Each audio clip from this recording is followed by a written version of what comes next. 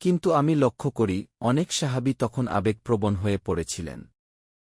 তারা বলেছিলেন, আমরা শহীদ হতে চাই, বিজয় আল্লাহর হাতে। আমাদের লক্ষ্য দুনিয়া বিজয় নয়, বরং আল্লাহর পথে জীবন উৎসর্গ করা। এই আবেগ ও আকাঙ্ক্ষা দেখে আল্লাহর রাসূল সাল্লাল্লাহু আলাইহি ওয়াসাল্লাম খোলা মাঠে যুদ্ধের সিদ্ধান্ত নেন।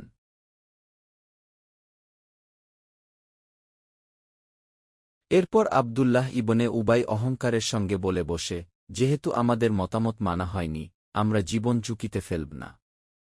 এই বলে সে এবং তার সঙ্গী ৩০০ মুনাফিক ফিরে যায়।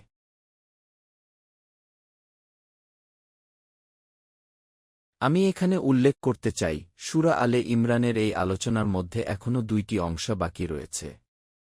পরবর্তী অংশে আবার ইয়াহুদী, মুনাফিক ও আরবের মুশরিকদের প্রসঙ্গ আসবে। আর শেষ অংশে পুরো সূরার সারসংক্ষেপ হিসেবে ঈমানের গভীরতম শিক্ষা তুলে ধরবে। ঈমান কিভাবে গঠিত হয়, ঈমানের প্রকৃত সংশ্লেষ কি, তা অত্যন্ত সুন্দরভাবে ব্যাখ্যা করা হবে।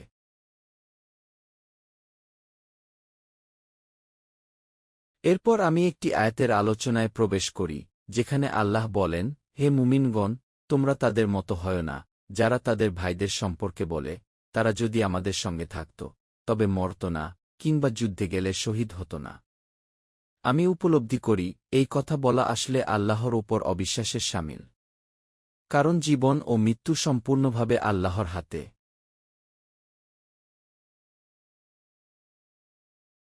আমি দৃঢ়ভাবে বিশ্বাস করি, আল্লাহ যদি নির্ধারণ করে দেন, তাহলে মানুষ দুর্গের ভেতরেও মৃত্যুবরণ করবে।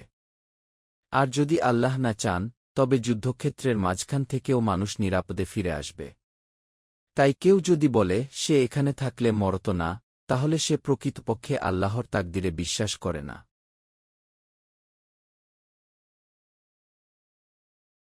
এই আয়াতের পেছনে মূলত মুনাফিকদের মানসিকতাই কাজ করছে। তারা এসব কথা বলে নিজেদের হৃদয়ে আফসোস ও কষ্ট জমা করে। কিন্তু একজন মুমিন জানে, যা কিছু ঘটেছে সবই আল্লাহর ইচ্ছায় হয়েছে। সে নিজের সব বিষয় আল্লাহর হাতে সোপর্দ করে দেয়।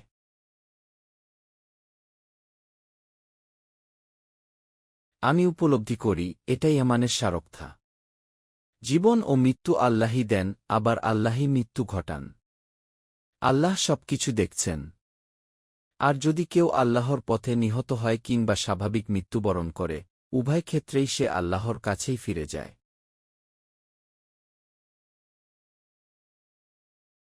আমি এখান থেকে এই শিক্ষা গ্রহণ করি যে, আল্লাহর পথে সংগ্রাম শুধু যুদ্ধেই সীমাবদ্ধ নয়। মক্কার যুগেও যুদ্ধ ছিল না, কিন্তু সাহাবায়ে কেরাম আল্লাহর পথে জিহাদ করে গেছেন। দাওয়াত, সবর, ত্যাগ, নির্যাতন সহ্য করাও আল্লাহর পথে সংগ্রামের অংশ। এই গভীর সত্য উপলব্ধির মাধ্যমেই ঈমান পূর্ণতা লাভ করে।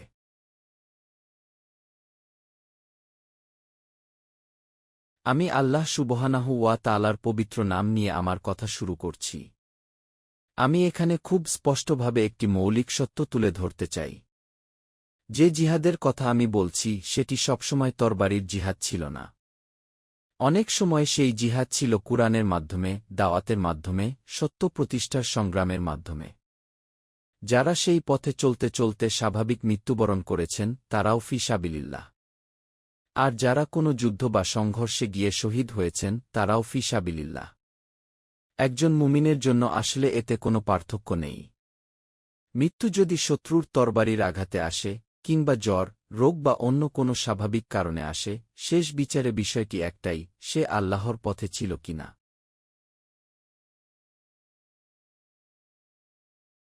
আমি উপলব্ধি করি, একজন মুমিন যতক্ষণ আল্লাহর পথে সংগ্রাম করছে, দাওয়াতের দায়িত্ব পালন করছে, সৎকাজের আদেশ দিচ্ছে, অসৎকাজে নিষেধ করছে, ততক্ষণ তার মৃত্যু কেমনভাবে হল, সেটি মুখ্য বিষয় নয়। সে যদি যুদ্ধক্ষেত্রে নিহত হয় কিংবা নিজের বিছানায় মৃত্যুবরণ করে, উভয় অবস্থাতেই আল্লাহর মাগফিরাত ও রহমত তার জন্য নিশ্চিত। কারণ সে আল্লাহর পথে নিয়োজিত ছিল। আমি দৃঢ়ভাবে বিশ্বাস করি, আল্লাহ তাআলা তাকে ক্ষমা করবেন এবং তার রহমত দিয়ে তাকে আচ্ছাদিত করবেন। এই ক্ষমা ও দয়া দুনিয়ার সব সম্পদ, ধনসম্পদ ও সঞ্চয়ের চেয়ে অনেক বেশি মূল্যবান।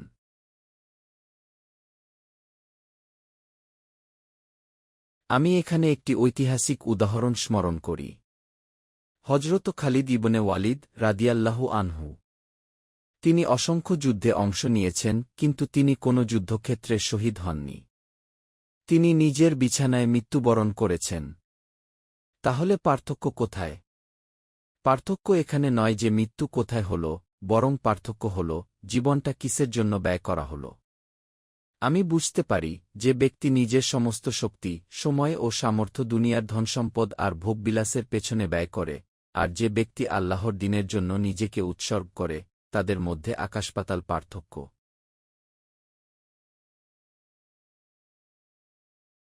আমি আরও উপলব্ধি করি, শেষ পর্যন্ত আমাদের সবাইকেই আল্লাহর কাছেই ফিরে যেতে হবে। সেখানেই আমাদের হিসাব দিতে হবে। তাই এই আয়াত অত্যন্ত গভীর এবং তাৎপর্যপূর্ণ। বিশেষ করে ইসলামী নেতৃত্বের প্রশ্নে এই আয়াত আমাদের জন্য এক বিশাল দিক নির্দেশনা। আমি ভাবি, একজন ইসলামী দলের নেতা কেমন হওয়া উচিত?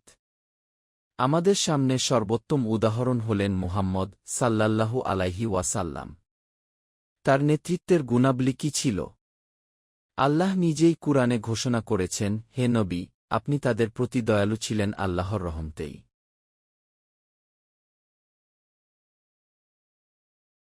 আমি উপলব্ধি করি, একজন ইসলামী নেতার সবচেয়ে বড় গুণ হওয়া উচিত কোমলতা ও দয়া। তার সহচররা যেন অনুভব করে নেতা তাদের ভালোবাসেন, সম্মান করেন। যদি নেতা রূঢ়, কঠোর ও নির্মম হন, তাহলে মানুষ তার চারপাশ থেকে সরে যাবে। মানুষকে একত্রিত রাখে ভালোবাসার বন্ধন। কঠোরতা নয়, বরং ক্ষমা, সহনশীলতা ও আন্তরিকতা।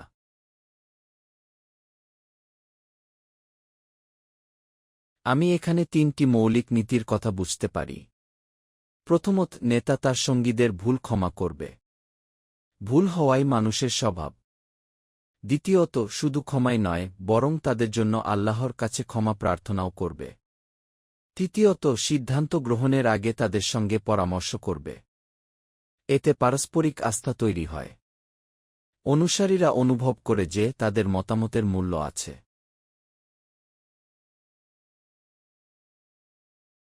কিন্তু আমি এটাও স্পষ্টভাবে বুঝি, ইসলামী পরামর্শ মানে সংখ্যাগরিষ্ঠের ভোটে সিদ্ধান্ত নয়।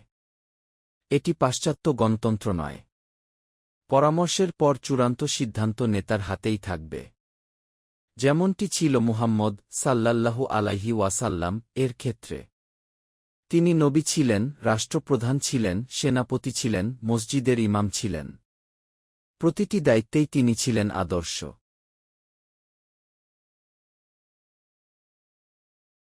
এরপর আমি এই মহান নীতির দিকে আসি, আল্লাহর ওপর পূর্ণ ভরসা। যদি আল্লাহ তোমাদের সাহায্য করেন, তবে কেউ তোমাদের পরাজিত করতে পারবে না। আর যদি তিনি সাহায্য প্রত্যাহার করেন, তবে কেউ তোমাদের সাহায্য করতে পারবে না। তাই আমি বুঝি, একজন প্রকৃত মুমিনকে শতভাগ আন্তরিকতার সঙ্গে আল্লাহর ওপর ভরসা রাখতে হবে।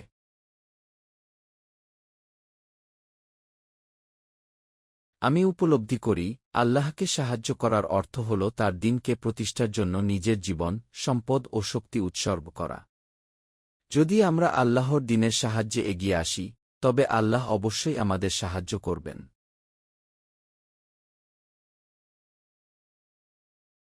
শেষে আমি এই আয়াতের আরেকটি গভীর দিক অনুধাবন করি। মুনাফিকরা এমন পর্যায়ে পৌঁছেছিল যে তারা নবী সাল্লাল্লাহু আলাইহি ওয়াসাল্লাম এর বিরুদ্ধে অসততার অভিযোগও তুলেছিল। অথচ কোনো নবীর পক্ষেই বিশ্বাসভঙ্গ করা অসম্ভব। আল্লাহ তাআলা ঘোষণা করেছেন, যারা খিয়ানত করে, কিয়ামতের দিন তারা সেই খিয়ানতের বস্তু নিয়েই উপস্থিত হবে, যাতে তাদের লজ্জা সবার সামনে প্রকাশ পায়।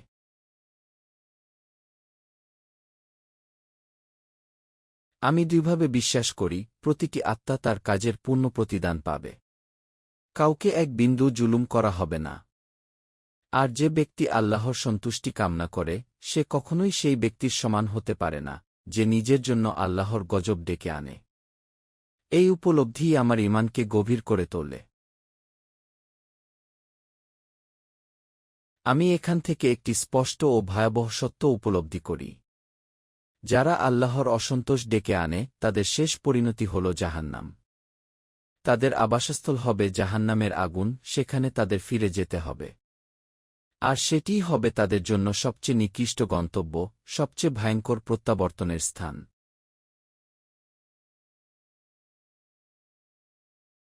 আমি এখানে মানুষের জীবনের দুইটি সম্পূর্ণ বিপরীত চরিত্র স্পষ্টভাবে দেখতে পাই। এক ধরনের মানুষ আছে যে নিজের পুরো জীবন আল্লাহর সন্তুষ্টি অর্জনের জন্য উৎসর্গ করে দেয়। তার চিন্তা, কর্ম ও লক্ষ্য একটাই, আল্লাহ যেন তার উপর সন্তুষ্ট হন। আর অন্য ধরনের মানুষ আছে যার জীবন দর্শনই এমন যে সে নিজের কাজের মাধ্যমে আল্লাহর গজব ও অসন্তোষ ডেকে আনে। তার আচরণ, সিদ্ধান্ত ও পথচলা তাকে ধীরে ধীরে জাহান্নামের দিকেই নিয়ে যায়।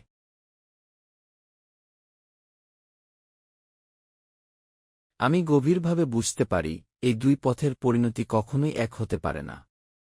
এক পথ আল্লাহর রহমত ও জান্নাতের দিকে নিয়ে যায়, আর অন্য পথ জাহান্নামের আগুন ও চিরস্থায়ী ধ্বংসের দিকে ঠেলে দেয়। এই উপলব্ধি আমাকে বারবার নিজের জীবন ও উদ্দেশ্য নতুন করে ভাবতে বাধ্য করে।